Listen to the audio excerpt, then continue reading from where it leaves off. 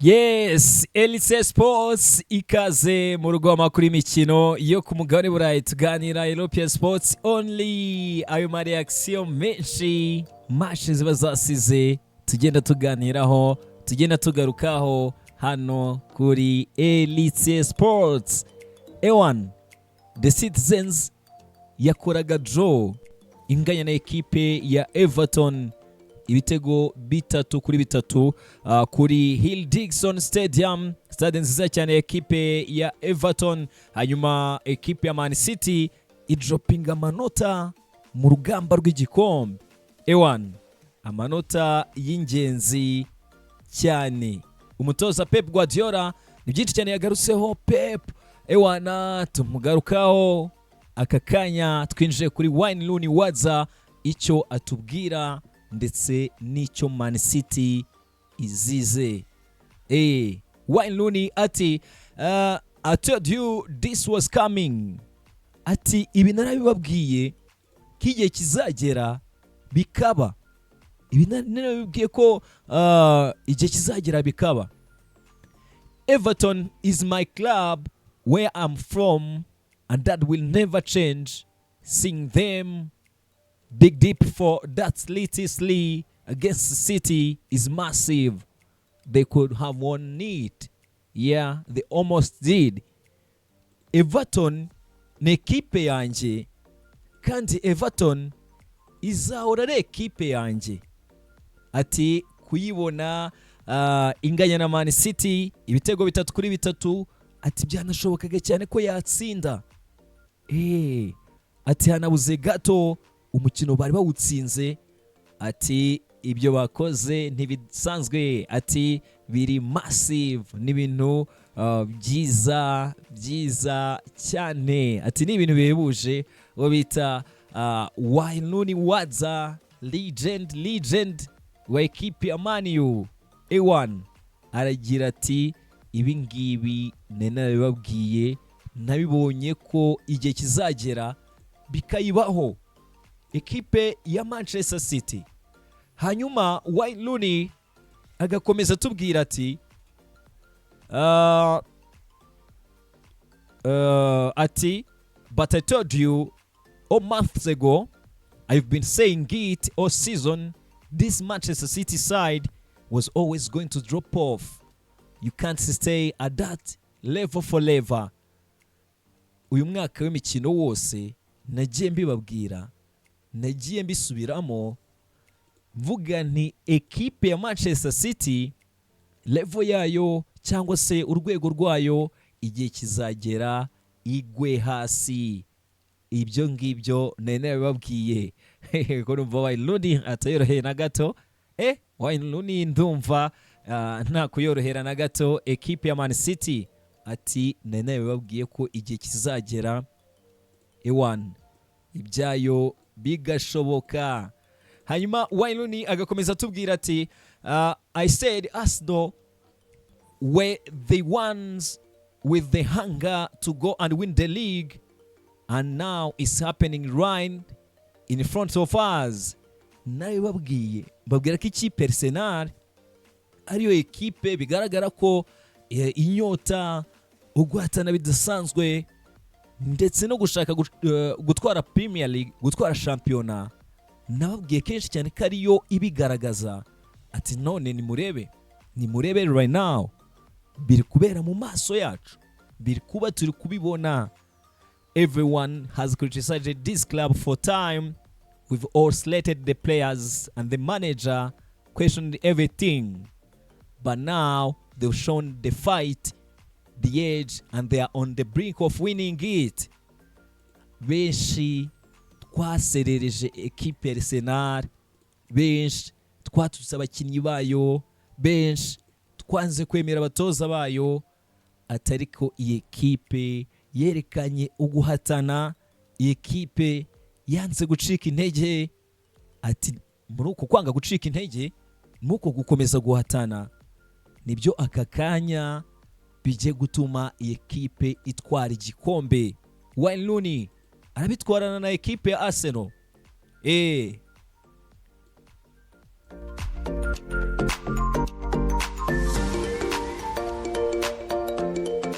hanyuma Wayne Rooney akatubwira ati iyi ekipe Arsenal benshi banze kuyemera, benshi twagiye dusereza abakinnyi bayo, atariko aka kanya iri mu mwanya mwiza wo kuba yatwara Premier League, iri mu mwanya mwiza wo kuba yabikora. Avuga ati ekipe ya The Gunners biri mu biganza byayo. Rooney akomeza atubwira ati so get yourself ready because when they lifted the trophy, the engagement, the noise, the clicks is going to be massive.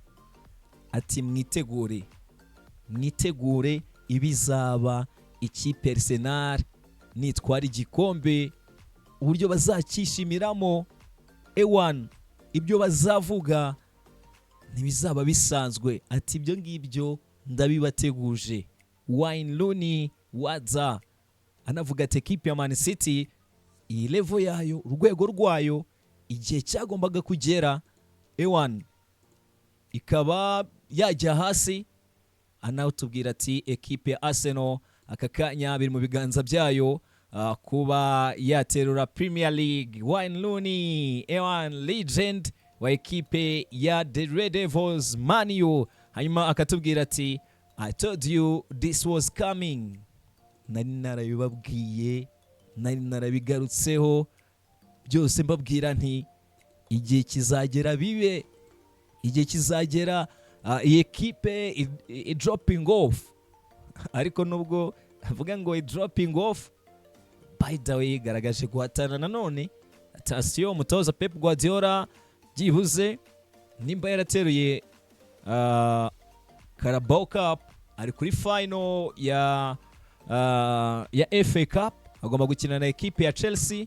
Ni umukino nawo utagomba koroha, nta mukino wavuga ngo uzorera ekipe ya Man City.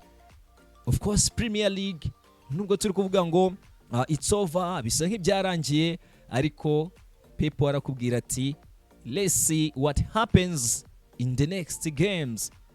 Ariko nawe akemera ko aka kanya biri mu biganza bya ekipe ya Arsenal. Wayne Rooney waza anateguza abantu ababwira ati mwitegure ibizaba ekipe niterura Premier League. The noise, the excitements is going to be massive.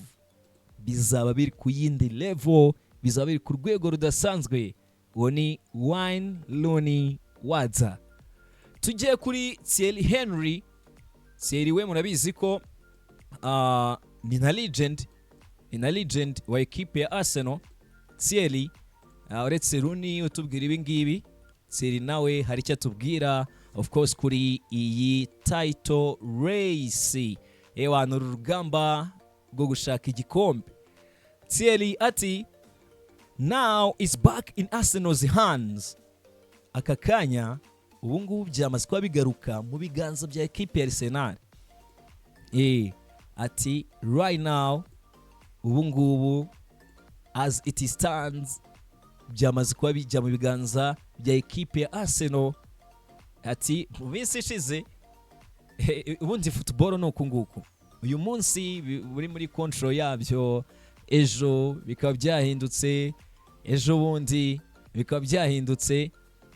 Thierry nyuma y'uko ekipe ya Arsenal imaze gutsindwa na Man City ewan, numwe mu bantu bayihaye ukuri cyane, numwe mu bantu bayitokinze cyane. Ariko aka kanya aratubwira ati now is back in Arsenal's hands. Aka kanya byagarutse mu biganza bya ekipe ya Arsenal. Ati it's not in Man City's hands anymore.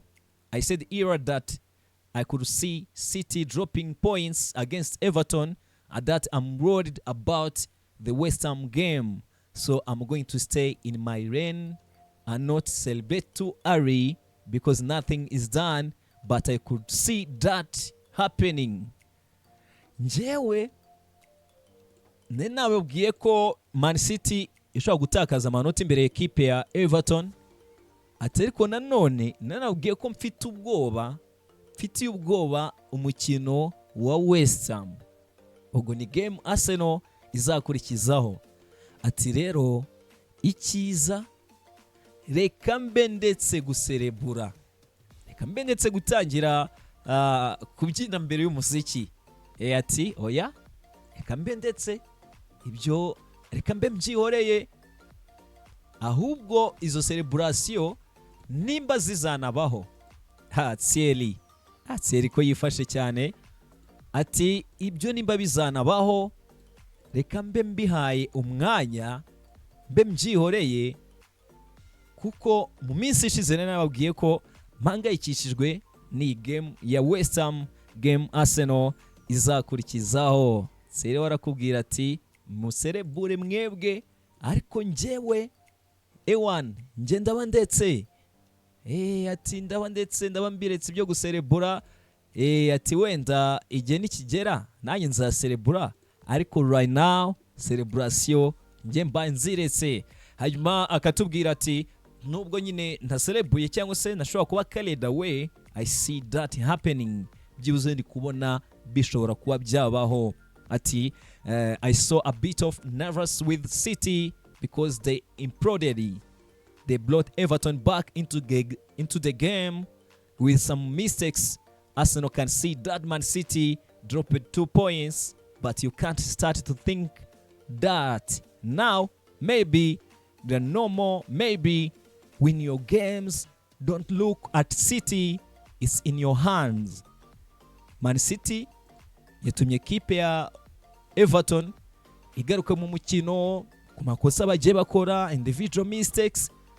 Ati ekipe ya Arsenal ikisabwa kiroroshye, wowe wireba kuri Man City oya, ibyo kureba kuri Man City byihorere, tsinda imikino yawe, bona resulta nziza, that's what matters most. Icyo nicyo cy'ingenzi, ubwo nibwo butumwa Arsenal igomba kuba ifite, biri mu biganza byawe. Tsinda imikino yawe, wikwita kuri Man City yatakaje amanota. Uwo ni Thierry reflectinga kuri the citizens ya droppings amanota, anavuga ati nubwo mfite ubwo bwoba bwinshi ntabwo bwabura, ariko I see that happening, byibuze ndabibona biba, icyizere kirahari ko byashoboka. Thierry Henry reaction ni nyinshi, dukomeze tuganire neza hano kuri Elite Sports, the home of European sports news, European sports only. Meyo kumva Thierry ndetse na Wayne Rooney n'abandi nabo hari ibyo batangaza, byose tubigarukeho neza in style hano kuri Elite Sports with your boy Elite Maestro.